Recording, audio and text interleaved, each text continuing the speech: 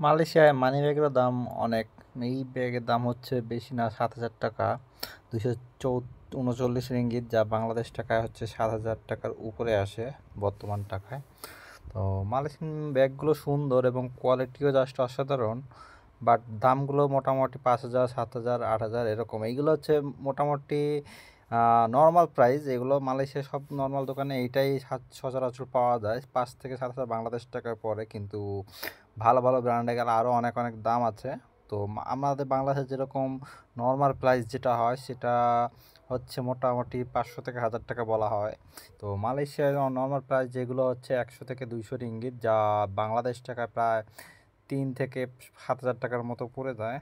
যদি আমরা আসি বিদেশে, বিদেশে প্রতিটা জিনিসেরই দাম আসলে বেশি। বিশেষ করে হচ্ছে মানি ব্যাগ, বেল্ট, ঘড়ি, মেয়েদের যে ব্যাগগুলো আছে, এই টাইপের যে আইটেমগুলো আছে বিদেশে অলওয়েজ সবসময় দাম বেশি, কারণ বিদেশে অরিজিনালটা পাওয়া যায় এবং কোয়ালিটিগুলো বাংলাদেশ থেকে অনেক অসাধারণ হয়। তো যার কারণে একটু বাইরের দেশে দাম বেশি।